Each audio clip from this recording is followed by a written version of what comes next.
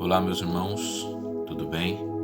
Graça e paz a todos. Como é bom poder estar aqui mais uma vez para compartilhar um pouco da palavra de Deus, um pouco daquilo que o Senhor tem falado comigo, de maneira que o objetivo é que os irmãos também sejam alimentados, fortalecidos através dessas mensagens, dessas reflexões. Amém? E hoje eu quero compartilhar uma reflexão com os irmãos que eu achei bem interessante, certo? Mas antes de lermos o texto, na verdade os textos, porque iremos ler 2 textos, eu quero convidar você a baixar sua cabeça, a fechar os teus olhos, para a gente ter um breve momento de oração, pedindo que o Espírito Santo fale conosco. Amém?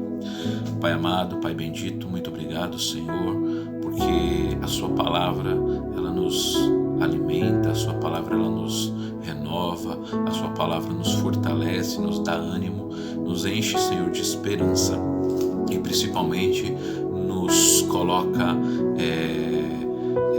nos coloca preparados, Senhor, para as situações adversas que podemos enfrentar, assim como essa que temos enfrentado nestes dias, Senhor.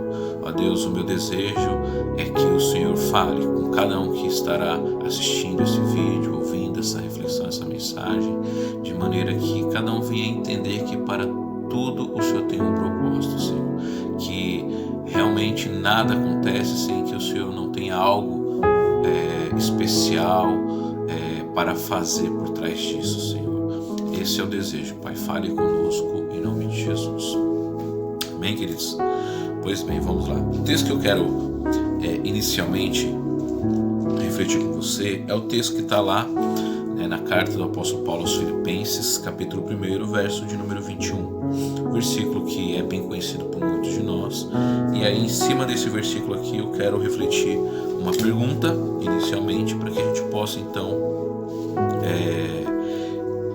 extrair algumas lições no segundo texto, que está diretamente conectado com esse versículo. Amém? Diz assim a palavra de Deus, Filipenses 1, verso 21. Porque para mim o viver é Cristo e o morrer é lucro. Amém? Vou ler mais uma vez para você fixar. Porque para mim o viver é Cristo e o morrer é lucro. Pois bem, queridos, a pergunta que eu quero fazer para você, para a gente refletir inicialmente, é o seguinte: qual tem sido a sua razão de viver?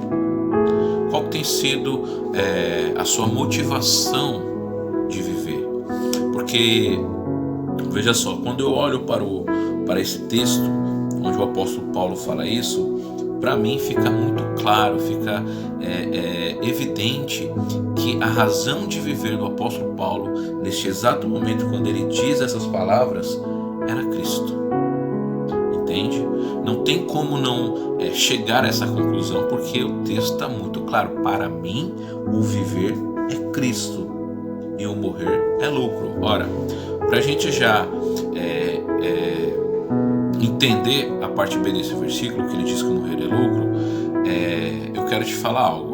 Por que ele fala que o morrer para ele seria lucro? Porque, coincidentemente, o apóstolo Paulo, queridos, ele estava preso no contexto em que ele escreveu essa carta aos Filipenses. Conforme o texto lá de Atos capítulo 28, onde estaremos indo para lá já para extrair algumas lições. Mas veja só, coincidentemente ele estava preso, ou seja, ele estava em uma prisão domiciliar, certo? E aí, quando ele fala que para ele viver é Cristo e o morrer é lucro, é porque ele estava querendo dizer o seguinte, né, de acordo com a parte B do versículo, é que se caso o fim dele fosse ali naquela prisão, se ele viesse morrer estando preso,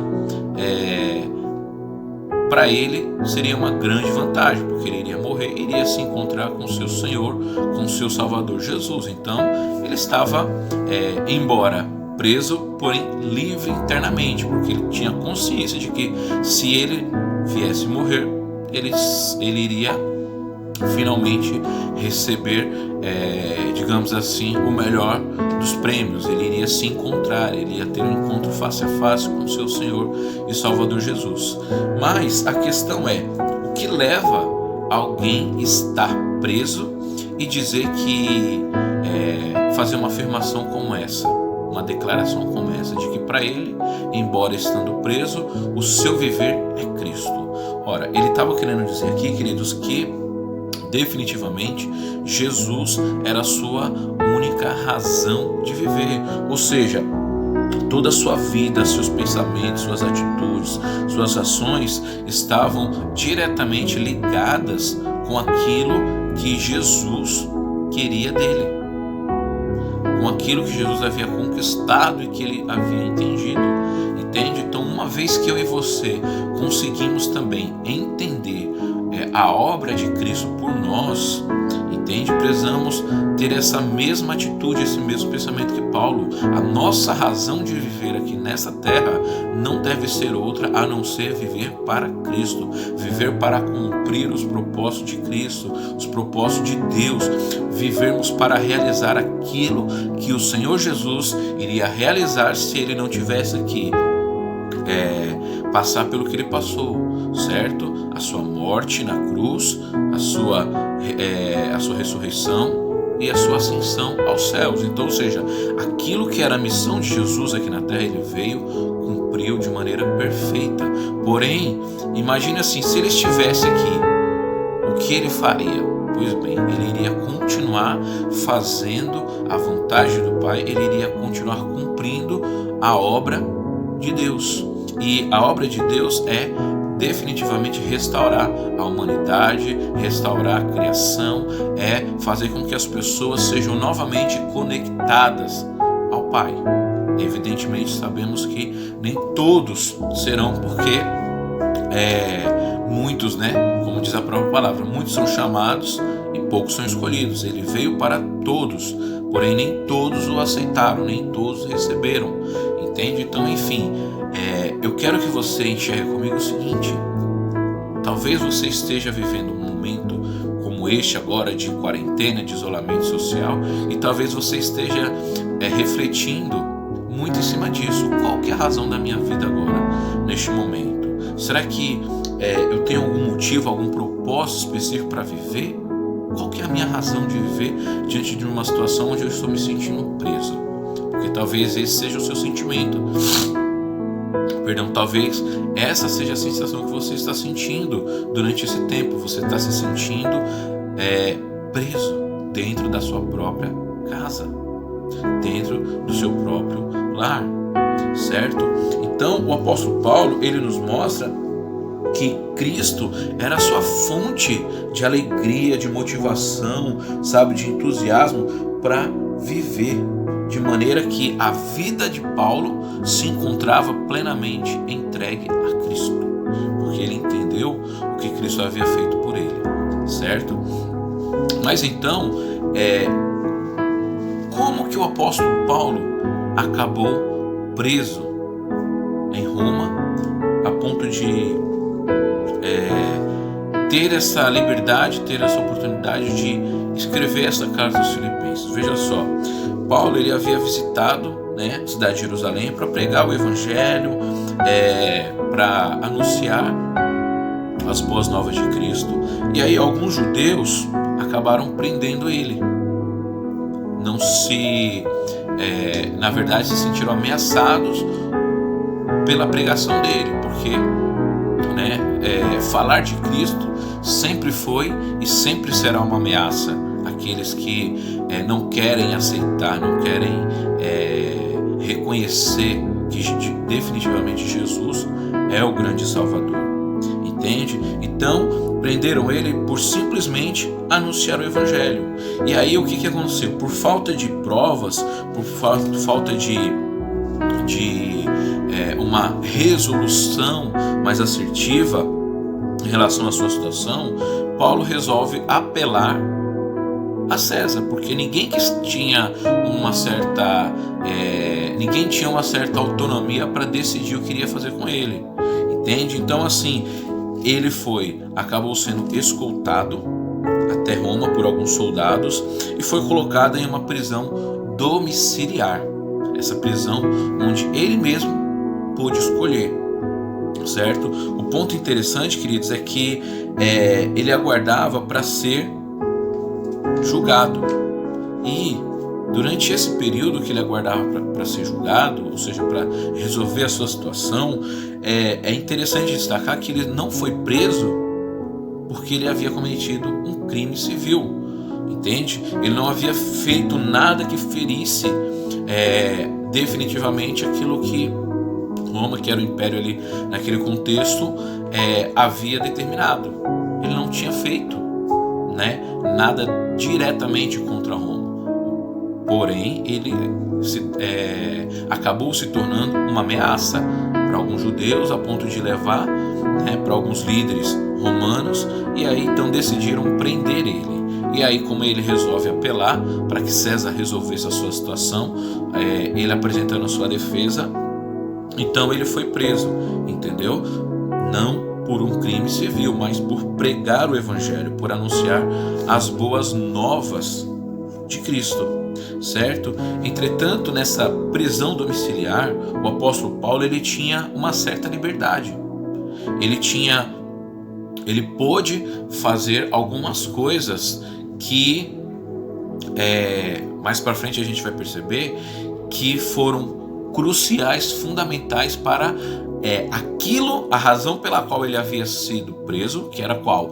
Pelo fato de tentar anunciar o evangelho. Na verdade, a prisão dele cooperou, contribuiu justamente para a expansão do evangelho. Então, o que eu quero refletir com você, queridos? É justamente o seguinte, que assim como Paulo estava preso em uma prisão domiciliar, e talvez eu e você estejamos nos sentindo dessa maneira, numa prisão domiciliar, porque não temos total liberdade para voltar, né, a sair para fazer as nossas coisas, até mesmo para trabalhar. Entende? Eu quero pensar com você o seguinte, a respeito do texto que está lá em Atos capítulo 28, no verso 30 e 31.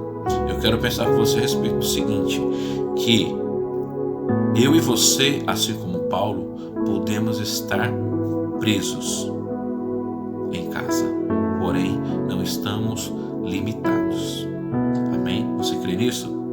E aí é isso que eu quero compartilhar com você. Eu quero ler então agora com você, para a gente entender o que o apóstolo Paulo fez enquanto esteve nessa prisão domiciliar, aguardando o seu julgamento, aguardando a resolução da sua situação por ter pregado, né, em Jerusalém o evangelho, incomodado algumas pessoas. Veja só, Atos capítulo 28, verso 30 e 31, diz o seguinte: por 2 anos inteiros Paulo permaneceu na casa que havia alugado e recebia todos os que iam vê-lo. Pregava o reino de Deus e ensinava a respeito do Senhor Jesus Cristo, abertamente e sem impedimento algum. Amém? Diante disso, queridos, eu quero dizer para você novamente que esse é o tema dessa reflexão. Presos, sim. Impedidos, não. Amém? Por quê? Veja só. A primeira lição que eu quero compartilhar com você, para que a gente possa entender que podemos estar presos, mas não estamos limitados, é que, em primeiro lugar, o versículo 30 nos mostra que o apóstolo Paulo, enquanto esteve preso, ele serviu. Amém? Mesmo estando preso, ele serviu. E aí eu quero começar destacando para você a primeira informação do versículo 30 de Atos 28, é o tempo que Paulo ficou preso. Eu e você estamos presos em casa, no nosso domicílio, no nosso lar, entre aspas, há mais ou menos isso, 40 dias, talvez um pouco mais, talvez um pouco menos, depende do ponto específico que você começou ou foi, digamos assim, obrigado a viver esse isolamento social dentro da sua casa. Então veja só, Paulo ficou 2 anos inteiros preso. nessa casa que ele havia alugado. Ora, Atos capítulo 28, verso 16 vai mostrar assim, o texto vai dizer assim: quando chegamos a Roma, Paulo recebeu permissão para morar por conta própria sob a custódia de um soldado. Então, ele, quando chegou em Roma, ele teve essa liberdade de escolher a sua casa, escolher a sua prisão domiciliar, entende? Olha que situação. E aí, durante esses 2 anos, a gente voltando para o versículo 30, mostra que ele recebia a todos os que iam vê-lo. Então veja só, a lição que eu quero compartilhar com você aqui é que Paulo, enquanto esteve preso durante esses 2 anos, ele serviu. Eu tenho certeza, queridos, pelo menos, diria eu, na verdade, que até mais do que certeza, eu tenho muita esperança de que não iremos ficar todo esse tempo que o Paulo ficou preso nessa prisão domiciliar. Entende? Eu acredito que mais algum tempo nós voltaremos, apesar de sabermos que vai ser uma volta bem difícil, bem complicada. Talvez vamos nos sentir como nossos filhos, quando vão para o primeiro dia de aula, nós quando vamos para o primeiro dia de trabalho, vamos sentir aquele frio na barriga. Mas olha só, o apóstolo Paulo, enquanto ele esteve 2 anos aqui nessa prisão, ele serviu de que forma? Olha que interessante, ele se fez útil, ele serviu tanto ao Senhor quanto àqueles que ele podia recebê-lo, ou melhor, aqueles que ele podia receber. Entende? Então assim, o texto diz assim, e recebia a todos que iam vê-lo. Então todos aqueles que iam ver o apóstolo Paulo, ele servia, ele atendia, ele se fez útil. E ele serviu ao Senhor também, se fez útil ao Senhor. Por quê, queridos? Porque olha que precioso, enquanto ele esteve preso aqui, ele escreveu as cartas de Efésios, Colossenses e Filipenses, que é aquela carta que nós lemos lá, onde ele vai dizer que para ele o viver é Cristo e o morrer é lucro. Então veja só, ele serviu ao Senhor e serviu a outros. Enquanto ele esteve preso durante esses 2 anos, ele recebeu Lucas que escreveu essa carta, esse livro de Atos. Lucas esteve com ele, ele recebeu a visita de Timóteo, de Tíquico, Epafrodito, Marcos, entende? Ele estava ali disponível para receber. Olha só, o que eu quero que você tire de lição com isso? Não é pelo fato de estarmos reclusos na nossa casa, no nosso lar, que estamos limitados de servir a Deus e as pessoas. Eu e você hoje temos um recurso à nossa disposição, que é a tecnologia. Eu e você podemos usar este aparelho. Entende, queridos? Então, eu e você podemos sim usar este aparelho para a glória de Deus. Entende? O fato de Paulo estar preso aqui não o impediu, não o limitou de ser útil nas mãos do Senhor. Talvez você esteja se sentindo numa prisão domiciliar, mas eu quero te dizer o seguinte: você pode ser útil nas mãos do Senhor. Você pode sim pegar a palavra de Deus, você pode compartilhar um texto, uma reflexão, você pode orar por alguém, você pode compartilhar algo de Deus, de maneira que a pessoa que estará recebendo seja edificada, seja fortalecida. Amém? Uma segunda lição, uma segunda lição que eu quero destacar é que, além de Paulo ter servido ao Senhor, Paulo pregou sobre o reino de Deus. Veja só, primeira parte do versículo 31 de Atos 28, pregava o reino de Deus. Veja que interessante, queridos. Enquanto ele esteve preso, ele pregou o reino de Deus. E nós sabemos ali, pelo aquele contexto inicial que eu compartilhei, que ele estava preso. Havia soldados que estavam ali incumbidos de vigiá-lo. Algum texto vai dizer que provavelmente ele estava acorrentado a algum soldado. E ainda assim ele não ficou se lamentando, ele não ficou murmurando, ele não ficou desperdiçando a oportunidade de pregar o reino de Deus. Ele, olha só, quer dizer, com certeza, ele falou dos princípios, dos valores morais para se entrar no reino de Deus, para aqueles que estavam ali indo visitar, para aqueles judeus que estavam ali, com certeza, entende? Próximo a ele, os soldados romanos. Então, assim, veja só, ele aproveitou a circunstância adversa que ele estava para anunciar o reino de Deus, para falar da importância de se ter o caráter de Cristo para entrar no reino de Deus.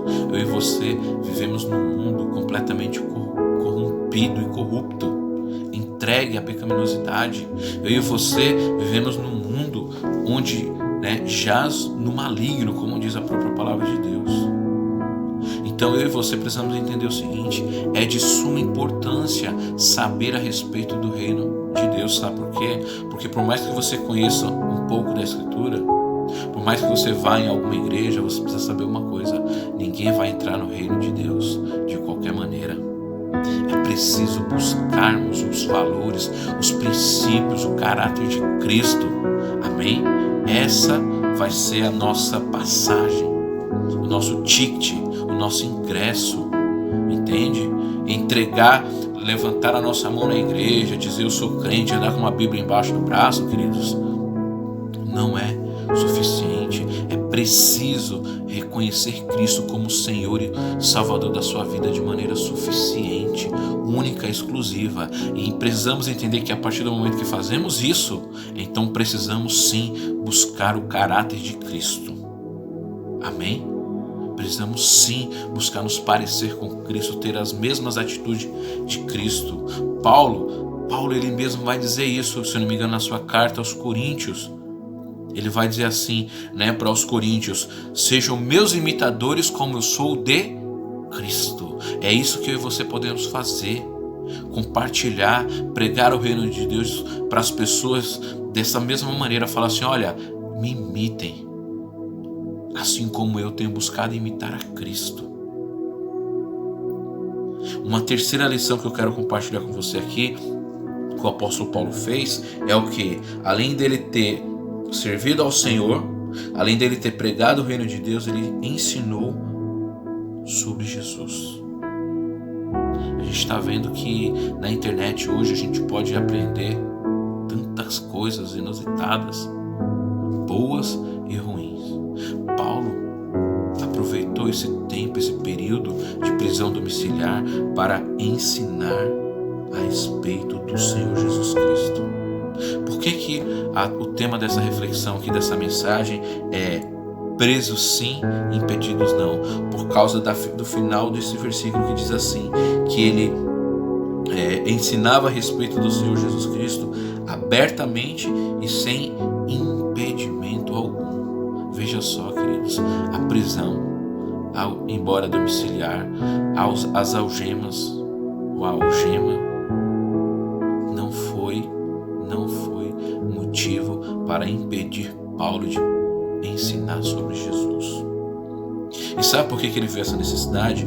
Porque após a expulsão dos judeus, quando se deu início ali da igreja, entende? Muitos não tiveram tempo suficiente para conhecer de fato o Evangelho, conhecer de fato quem foi o Senhor Jesus, o Evangelho de Cristo. E aí Paulo ele se viu com essa responsabilidade. Peraí, eu estou preso injustamente.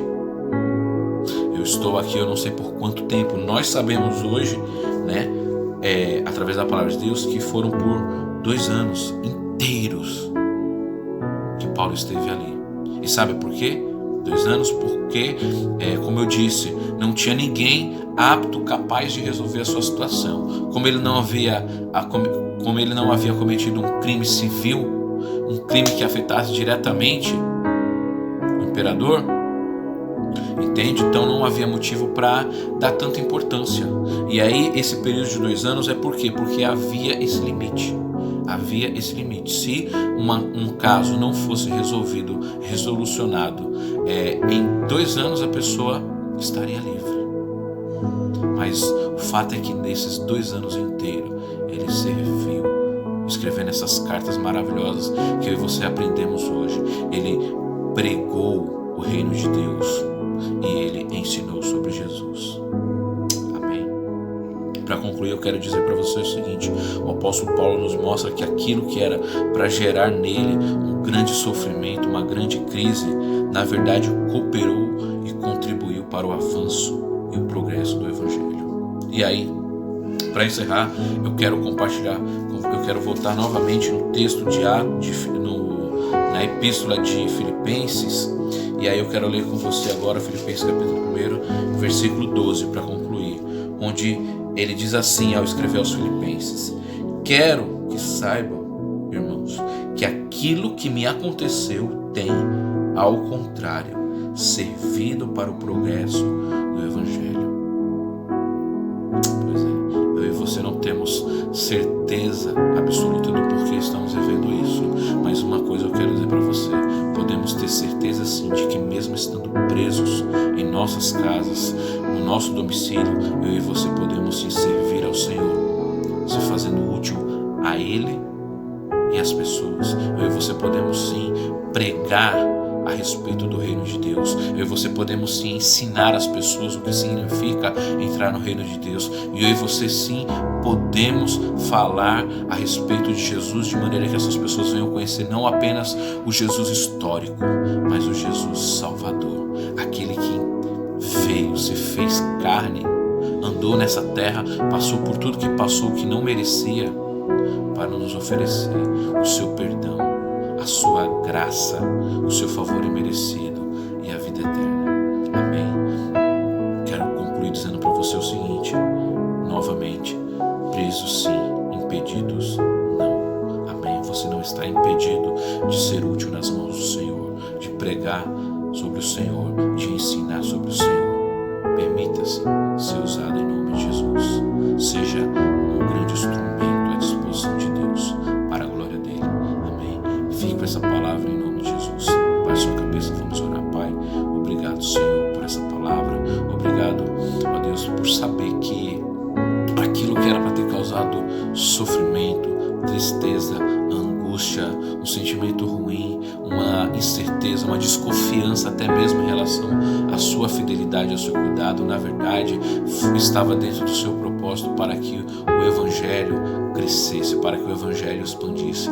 E eu tenho certeza, meu Deus, que durante esse tempo que nós estamos aqui presos em nossas casas, limitados de sair às ruas, nós não estamos limitados ou impedidos de servir ao seu reino, de servir ao Senhor, de servir a Deus de maneira útil, ensinando sobre o nosso Senhor e Salvador Jesus. Essa é a minha oração, Pai, que cada um aqui seja motivado a ser mais útil nas tuas mãos, para a glória do teu santo nome. É o que eu te peço e agradeço.